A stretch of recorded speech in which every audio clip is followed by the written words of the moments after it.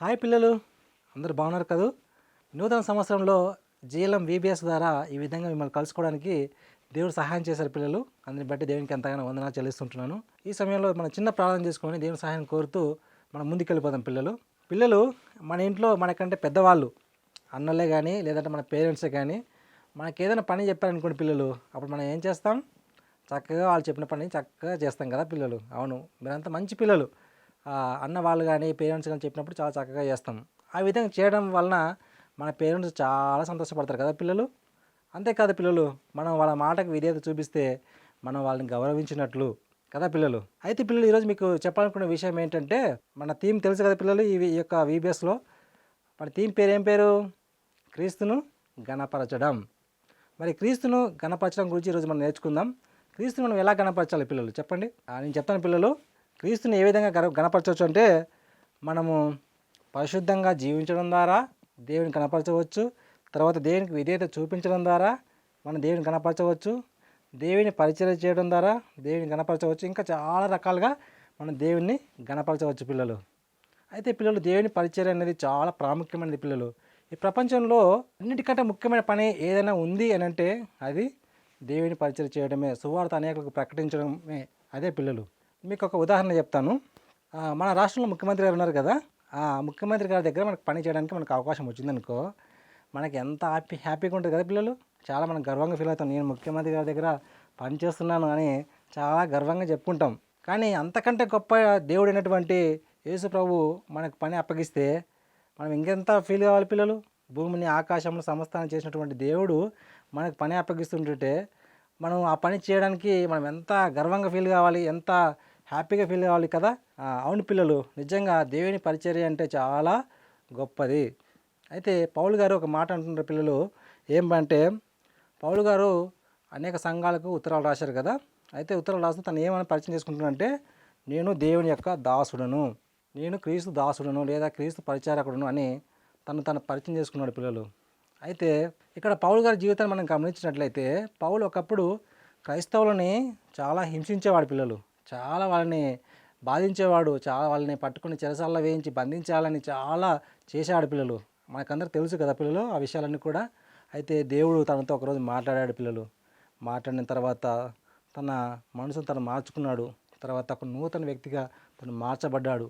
అయితే ఆ విధంగా మార్చబడిన తర్వాత అప్పుడు ప్రభు దగ్గరికి వచ్చి, ప్రభువా నన్ను రక్షించినందుకు మీకు వందనాలు ప్రభువా అని ఖచ్చితంగా చెప్పి ఉంటాడు పిల్లలు.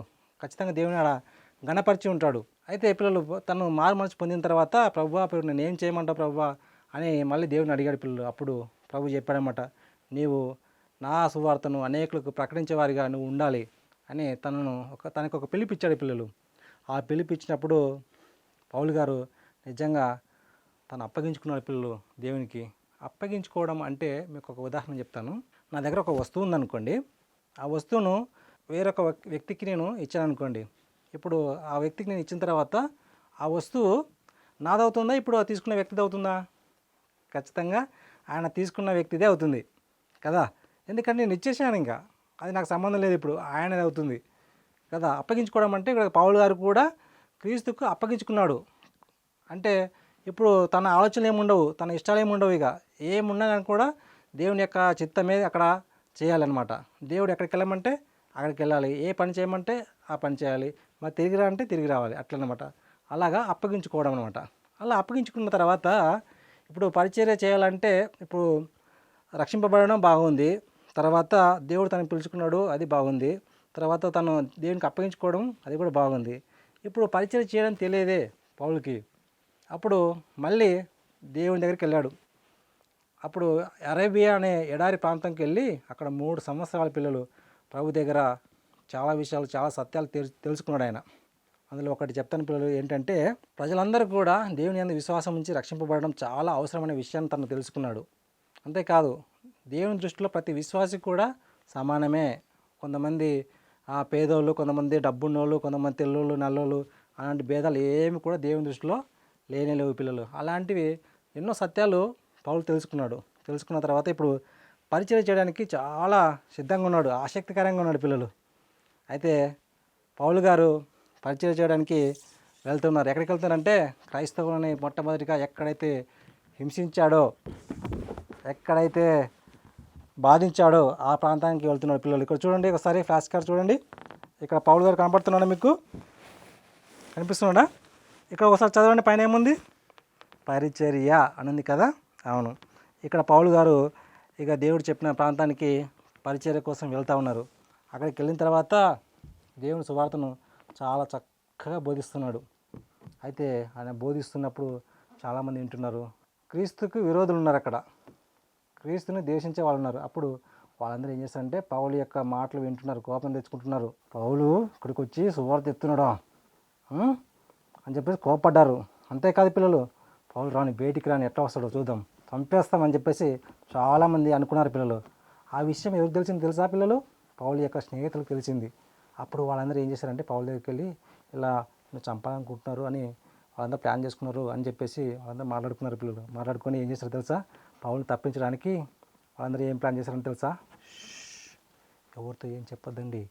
ఇదిగో మనం పౌల్ని ఏం చేద్దామంటే ఈ రాత్రి అందరూ పడుకునే సమయంలో ఒక పెద్ద గంప వేసుకొద్దాం, ఆ గంపకి తాళ్ళు కడదాం, ఆ గంపలో పౌలు గారిని కూర్చోబెట్టి పైనుంచి మెల్లగా దింపేద్దాం అని చెప్పేసి వాళ్ళందరూ మాట్లాడుకున్నారు పిల్లలు. ఇదిగో చూడండి ఎట్లా చేస్తున్నారు, చూడండి పిల్లలకు, చూడండి పిల్లలు. ఇదిగో ఇక్కడ పౌలు గారు, ఇక్కడేమో పెద్ద గంప ఉంది కదా, పౌలు గారు పట్టేంత గంప ఉంది. ఇక్కడ గంపకి తాడు కట్టి రాత్రిపూట ఇదిగో ఈ యొక్క పట్టణపు గోడ నుంచి పైనకి మెల్లగా కిందికి దింపారు పిల్లలు. నిజంగా పిల్లలు ఒకసారి పైనుంచి కిందికి దింపాలని చాలా కష్టం కదా పిల్లలు. వెనకాల ఎంతమందో పెట్టుకొని ఉండాలి, లేకపోతే ఒకసారి అందరూ విడిచిపెట్టారనుకోండి పౌలు కింద పడి చనిపోయే అవకాశం ఉంది కదా. వాళ్ళందరూ కూడా చాలా జాగ్రత్తగా మెల్లమెల్లగా ఆ యొక్క తాడుని కిందికి దింపారు పిల్లలు. అప్పుడు పౌలు కిందికి దింపిన తర్వాత అమ్మయ్య, పౌలు గారి కిందికి దిగిపోయారు, ఆ ప్రమాదం తప్పేయింది అని చెప్పేసి అనుకున్నారన్నమాట. ఇంతకీ పిల్లలు పౌలు గారిని తప్పించింది ఎవరు అంటే దేవుడే పిల్లలు. ఎందుకంటే పౌలు దేవుని సేవ ఇంకా చాలా చేసేది ఉంది. అందుకనే దేవుడు ఆ యొక్క అపాయం నుంచి, ఆ యొక్క ప్రాణాపాయం నుంచి తప్పించాడు పిల్లలు. అప్పుడు పౌలు గారు ఏం చేశారు తెలుసా? అక్కడి నుంచి మళ్ళీ ఎక్కడికి వెళ్ళాడు? తాను ఇంకా అమ్మ నీ పరిచర్యకి వెళ్తే నన్ను చాలామంది చంపేస్తారు అని చెప్పేసి భయపడి పారిపోలేదు తెలుసా. ఆయన ఎక్కడికి వెళ్ళాడంటే మళ్ళీ పరిచర్య చేయడానికి కోసం మళ్ళీ యెరూషలేము అనే పట్టణానికి తిరిగి వెళ్ళాలి పిల్లలు. అక్కడికి వెళ్ళిన తర్వాత అక్కడ కూడా చక్కగా సువార్త బోధిస్తున్నాడు పిల్లలు. అక్కడ కూడా చాలామంది వచ్చారు, చాలామంది వాక్యం వింటున్నారు. అయితే అక్కడ కూడా ఏం జరిగింది తెలుసా పిల్లలు? అక్కడ కూడా క్రీస్తుకి విరోధులు ఉన్నారు, క్రీస్తుని దేశించే వాళ్ళు ఉన్నారు. వాళ్ళు కూడా ఏం చేశారని తెలుసా పౌలు గారిని? ఇక్కడ గురించి చెప్తున్నావా సువార్త అని చెప్పేసి నేను చంపుతాం అని చెప్పేసి వాళ్ళ మనసులో అనుకున్నారు పిల్లలు. ఆ విషయము తెలిసింది పౌలు గారికి, తెలిసి అక్కడి నుంచి మెల్లగా దేవుడు తప్పించేశాడు పిల్లలు పౌలు గారిని. అయితే ఈసారి పౌలు గారు చక్కగా తన పట్టణం అయినటువంటి తన తార్సు అనే గ్రామానికి వెళ్ళిపోయాడు. అక్కడ 10 సంవత్సరాలు అక్కడే ఉన్నాడు పిల్లలు. అయితే ఇంతకుముందు తన చుట్టూ ఉన్నటువంటి వాళ్ళందరూ కూడా పౌలు గారిని మంచిగా చూసేవాళ్ళు. ఇప్పుడు క్రైస్తవుడు అయినందువలన వాళ్ళందరూ కూడా పౌలు గారిని ద్వేషిస్తున్నారు, తృణీకరిస్తూ ఉన్నారు. అయినప్పటికీ పౌలు గారు అవన్నీ పట్టించుకోవట్లేదు పిల్లలు. అమ్మో నన్ను ఇంతమంది ద్వేషిస్తున్నారు, ఇంతమంది నన్ను తృణీకరిస్తున్నారు, నేను దేవుని చేయని ఆపేస్తాను అని అనుకోలేదు ఎప్పుడు కూడా. ఆయన ఇంకా వాళ్ళు ఎవరైనా ఏమని అనుకోని నేను మాత్రం దేవుని సేవ చేస్తాను అని ధైర్యంగా ఉన్నాడు పిల్లలు, చాలా ఆసక్తితో ఉన్నాడు పిల్లలు. అప్పుడు ఒకసారి తను అంత్యొకయ అనే ప్రాంతానికి వెళ్ళాడు. అక్కడ తన స్నేహితుడైనటువంటి బర్నబా కూడా అక్కడే ఉన్నాడనమాట. అప్పుడు పరిశుద్ధాత్మ దేవుడు వారిని ఇద్దరిని పిలిచాడు. ఇదిగో మీరిద్దరూ ఈ చుట్టుపక్కల ప్రాంతాలకు వెళ్ళి నా సువార్తను మీరు ప్రకటించాలి అని పరిశుద్ధాత్మ దేవుడు వాళ్ళకి పిలుపునిచ్చాడు పిల్లలు. అప్పుడు వాళ్ళు అక్కడ నుంచి బయలుదేరి కుప్రా అనే ప్రాంతానికి వెళ్ళారు పిల్లలు. ఆ కుప్రా అనే ప్రాంతము ఎట్లా ఉంటుందంటే అదంతా కూడా చుట్టూ అంతా కూడా సముద్రం అనమాట, నీళ్ళు ఉంటాయి, మధ్యలో మాత్రం భూభాగం ఉంటుంది. ఆ భూభాగంలోకి వాళ్ళు వెళ్ళారు. వెళ్ళిన తర్వాత అక్కడ కొన్ని ప్రదేశాలు తిరుగుతూ ఉన్నారు. తిరుగుతూ పాపు అనే ఒక గ్రామం ఉంది ఆ ద్వీపంలో. అక్కడికి వచ్చారన్నమాట. అక్కడికి వచ్చిన తర్వాత అక్కడ పాపు అనే గ్రామంలో ఒక రోమా అధికారి ఉన్నాడు. చూడండి పిల్లలు, ఇక్కడ చూపిస్తాను మీకు, కనిపిస్తున్నాడా? రోమా అధికారి. ఈయన పేరు ఏం పేరు అంటే సెర్గీ పౌలు. ఏం పేరు పిల్లలు చెప్పండి ఒకసారి? సెర్గీ పౌలు. అయితే ఈ సెర్గీ పౌలు గారిని చూసి అయ్యా కొంచెం దేని వాక్యం నాకు కూడా చెప్పండి, నేను కూడా వింటానని చెప్పేసి ఆసక్తితో అడిగాడు. అప్పుడు అడిగితే పౌలు గారు ఓహో ఇంతకంటే భాగ్యం అని చెప్పేసి వాళ్ళ దగ్గరికి వెళ్ళి మంచిగా సువార్త చెప్తున్నాడు అన్నమాట. చెప్తుంటే ఇక్కడ ఉన్న వ్యక్తి, ఈయన పేరు ఏం పేరంటే ఎలుమ. ఈయన గారడివాడు. దేవుని వాక్యాన్ని పౌలు చెప్తుంటే అడ్డగిస్తుంటే పౌలు కోపం వచ్చేసింది. ఎలుమ గారు, నువ్వేంటి దేవుని వాక్యం చెప్తుంటే అడ్డగిస్తున్నావు అని చెప్పేసి, ఇదిగో నువ్వు గుడ్డివాడైపోతావు, నీ కళ్ళు పోతావు అని చెప్పేసి ఒక మాట అన్నపాటికి ఏమైంది తెలుసా, ఎలుమ గారికి కళ్ళు పోయిన పిల్లలు, గుడ్డివాడైపోయినాడు. ఇంకా ఆ మాట అనంగానే పోయినాయి. ఇంకా అప్పుడు అక్కడ ఉన్న వాళ్ళందరూ కూడా చూశారు. అబ్బా, ఆశ్చర్యపోయినారన్నమాట అందరూ. పౌలు మాటలో ఎంత శక్తి ఉంది అంటే దేవుడు తనకు తోడుగా ఉన్న విషయం అక్కడ అందరికి అర్థమైపోయింది. అందువలన ఈ యొక్క రోమా అధికారి అయినటువంటి సెర్గి పౌలు గారు కూడా ఏం చేశారు తెలుసా, దేవుని యందు విశ్వాసం ఉంచాడు. పిల్లలు సువార్త చెప్పడం ద్వారా సెర్గి పౌలు గారు ఇప్పుడు దేవుని తెలుసుకున్నారు కదా పిల్లలు. ఇలాంటి సువార్త చెప్పడం ద్వారా కూడా దేవుని మనము ప్రభులోకి నడిపించడం ద్వారా కూడా దేవుని మనము గణపరచవచ్చు కదా. ఇక్కడ పౌలు గారు చేసింది కూడా అదే, సువార్త చెప్పి వాళ్ళని రక్షణలోకి నడిపిస్తున్నాడు. అయితే అది అయిపోయిన తర్వాత ఈ పౌలు బర్నాబా ఇద్దరు కలిసి మళ్ళీ ఇంకో ప్రాంతానికి వెళ్ళారు. ఒక సమాజ మందిరం ఉంటే సమాజ మందిరానికి వెళ్ళారు. అక్కడ కూడా చాలామంది యూదులు ఉన్నారు, అన్యులు ఉన్నారు. అక్కడ కూడా సువార్త మొదలుపెట్టారు. పౌలు ఏమని చెప్తున్నారంటే, అక్కడ రక్షకుడైన యేసు ప్రభు మనందరి కోసం ప్రాణం పెట్టాడు, దేవుడు ఆయన తిరిగి లేపాడు, మనము ఆయన విశ్వసిస్తే మన పాపాలు కూడా క్షమించబడతాయి, నేను చెప్పే ఈ యొక్క సందేశాన్ని మీరు నిర్లక్ష్యం చేయొద్దు అని గట్టిగా చెప్పాడు పిల్లలు. చెప్పినప్పుడు అక్కడ ఉన్నటువంటి చాలామంది అన్యులు ఏం చేశారు తెలుసా, అవును నిజమే, దేవుడు నా పాపాలను క్షమిస్తాడని చెప్పేసి దేవుని దగ్గర తన తప్పులు ఒప్పుకొని క్షమించమని దేవుని అడిగారు, దేవుని విశ్వసించారు. అయితే కొంతమంది అక్కడ ఉన్నటువంటి వాళ్ళు ఏం చేశారంటే, పౌలు చాలా దేవుని విషయాలు చాలా చెప్తున్నారు కాబట్టి పౌలుని ఇంకా కొన్ని రోజులు ఇక్కడ మనం ఉంచుకుంటే బాగుంటుందని చెప్పేసి పౌలు గారిని బతిమాడారనమాట.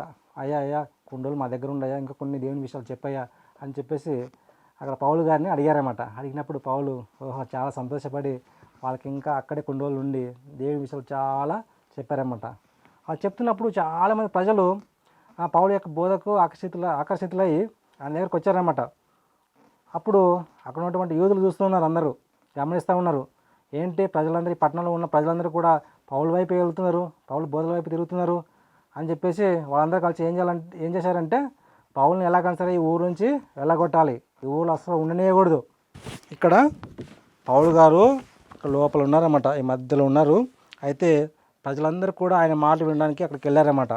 వెళితే ఇక్కడ చూడు, యూదులు వీళ్ళందరూ కలిసి పౌలు దగ్గరికి వెళ్తున్నారు, ఆయన బోధలకే ఆకర్షితులైపోతున్నారు అని చెప్పేసి ఎలాగైనా సరే పౌలును ఈ ఊళ్ళో నుంచి బయటికి వెళ్ళగొట్టాలని చెప్పేసి వీళ్ళందరూ కూడా ప్లాన్ చేస్తూ ఉన్నారు. పిల్లలు చూస్తున్నారు కదా, మీకు కనపడుతుంది కదా పౌలు గారు ఎక్కడున్నారు, ఇక్కడ లోపల ఉన్నాడు కదా.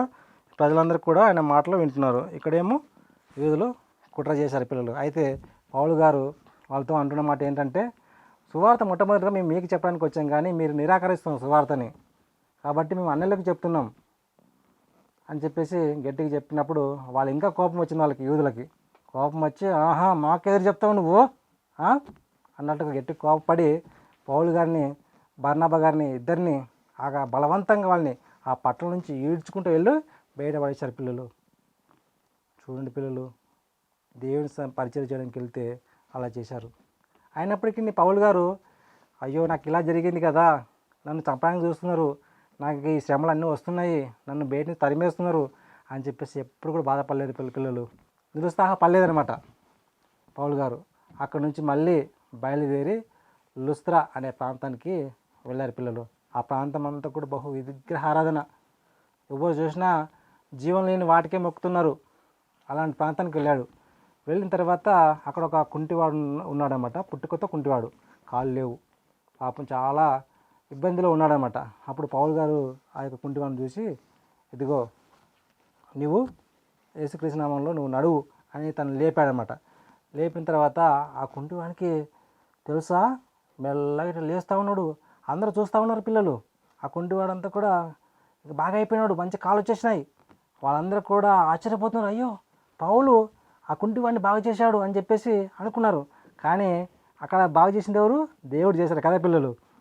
అప్పుడు అక్కడ చూసిన వాళ్ళందరూ కూడా ఏమనుకున్నారంటే, వీళ్ళు దేవతల రూపంలో ఉన్నటువంటి మనుషులు అని చెప్పేసి గట్టి కేకలేశారన్నమాట. కేకలేసి వాళ్ళకి బర్నబాకేమో ద్విపత్తి అని పేరు పెట్టారు, పౌలుకేమో హెర్మే అని పేరు పెట్టారు పిల్లలు. అప్పుడు ఆ మాటలు అందరూ విన్న తర్వాత అక్కడ ఉన్నటువంటి వాళ్ళు అందరూ కూడా ఉరికొచ్చారు. ఉరికొచ్చి ఏం చేస్తున్నారంటే వాళ్ళకి బలి అర్పించడానికి ఆ ఎడ్లను తర్వాత పూలదండలు అన్నీ తీసుకొచ్చారు. ఎందుకంటే వాళ్ళు దేవతలు అనుకుంటున్నారు.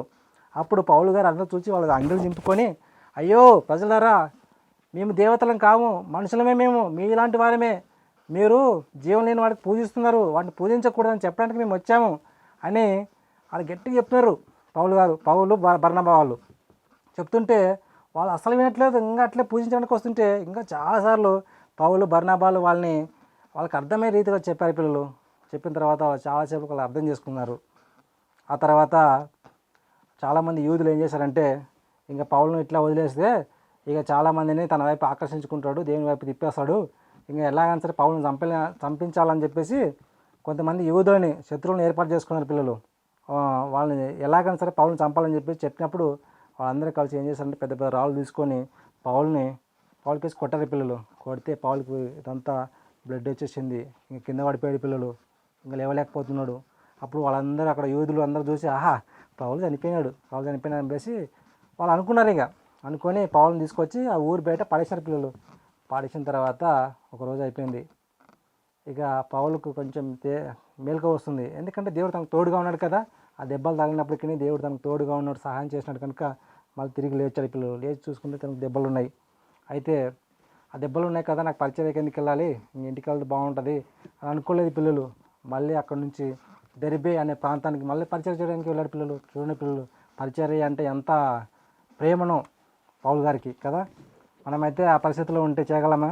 చేయలేం. కానీ పౌలు మాత్రం పరిచర్య పట్ల చాలా శ్రద్ధ కలిగి ఉన్నాడు, చాలా ఆసక్తి కలిగి ఉన్నాడు. ఆ కష్టాల్లో కూడా పరిచర్య చేయడానికి దెర్బే ప్రాంతానికి వెళ్ళాడు. అక్కడ కొంతమందిని ఆదరించడానికి వెళ్ళాడు. అక్కడికి వెళ్ళి చాలామందిని ఆదరించాడు పిల్లలు. చూడండి పిల్లలు, మనం పౌలు గారిలాగా నిజంగా సేవ చేసే అదృష్టం దేవుడు మనకు కూడా ఇచ్చాడు. ఎందుకంటే పిల్లలు, రక్షింపబడిన ప్రతి ఒక్కరు కూడా దేవుని సేవ చేయడానికి దేవుడు కోరుకుంటున్నాడు పిల్లలు. ఈరోజు మనము రక్షణ పొందాం, కానీ సువార్త మాత్రం చెప్పట్లేదు ఎవరికి. ఈరోజు దేవుడు నీతో స్పష్టంగా మాట్లాడుతున్న విషయం ఏంటంటే, నువ్వు రక్షింపబడిన నీవు ఖచ్చితంగా కొద్దిమందికైనా సువార్త చెప్పి వాళ్ళని రక్షణలోనికి నడిపించాలని దేవుడు కోరుకుంటున్నాడు పిల్లలు. నిజంగా పౌలును దేవుడు ఏదైతే పిలిచినప్పుడు తను ఏ విధంగా సమర్పించుకున్నాడో, నీవు కూడా ఆ విధంగా సమర్పించుకొని ఆయనకు పరిచారకుడిగా, ఆయనకు దాసుడిగా ఉండి ఆయన పరిచయం చేయాలని, అనేక మందిని ప్రభువులోనికి నడిపించాలని కోరుకుంటూ, అటువంటి కృపను దేవుడు మీకు అందరికీ దయచేయను గాక. ఆమెన్. చిన్న మాట ప్రార్థించుకుందాం పిల్లలు. కళ్ళు మూసుకోండి. పరిశుద్ధమైన మా తండ్రి, జీవం గల యేసయ్య, మీకు వందనాలు. ఇంతవరకు ప్రభా మీరు మాతో ఉండి మాట్లాడారు ప్రభా, అందరిని బట్టి మీకు వందనాలు ప్రభా. మరి చిన్నపిల్లలందరూ కూడా విన్న వాక్యాన్ని వ్యర్థం చేసుకోకుండా నన్ను తండ్రి విన్న వాక్యానికి లోబడినట్లు సహాయం చేయండి. ప్రాముఖ్యంగా ప్రభా, అనేక మందికి మీ సువార్తను ప్రకటించేవారుగా వారు ఉండడానికి తండ్రి మీరు బలపరచండి, మీరు వాడుకొని మనం వేడుకుంటూ ఇచ్చిన సమయాన్ని బట్టి మీకు వందనాలు స్తోత్రాలు చెల్లిస్తూ యేసయ్య నామములో ప్రార్థించి వేడుకుంటున్నాం పరమ తండ్రి. ఆమెన్. పిల్లలు, స్టోరీ విన్నారు కదా. ఇప్పుడు కన్నదాకా నేర్చుకుందామా? Are you ready? Oh yes, very good. సరే పిల్లలు, ఇక్కడ ఒకసారి చదవండి పిల్లలు. ఇక్కడ ఏముంది? పరిశుద్ధమును కదా. వెరీ గుడ్ పిల్లలు. ఇక్కడ కూడా చూడండి పిల్లలు, ఇక్కడ ఏముంది? దేవునికి అనుకూలమునైన. వెరీ గుడ్ పిల్లలు. ఇక్కడ చూడండి, ఇక్కడ ఏముంది? సజీవ యాగముగా మీ శరీరమును కదా. Very good. ఇక్కడ చూడండి, ఇక్కడేమో చదవండి, ఆయనకు సమర్పించుకొనుడి. నేను చెప్తాను, నా ప్రకారం మీరు కూడా చెప్పండి, ఓకేనా? రైట్. పరిశుద్ధమును దేవునికి అనుకూలమునైన సజీవ యాగముగా మీ శరీరములను ఆయనకు సమర్పించుకొనుడి. రోమపత్రిక 12:1. వచ్చిందా పిల్లలు? మరొకసారి చదువుదామా? పరిశుద్ధమును దేవునికి అనుకూలమునైన సజీవ యాగముగా మీ శరీరములను ఆయనకు సమర్పించుకొనుడి. రోమపత్రిక 12:1. ఓకే పిల్లలు, కంటదాకా నేర్చుకున్నారు కదా. దేవుని చిత్తం అయితే మరొకసారి కలుసుకుందాం. అంతవరకు సెలవు, బాయ్.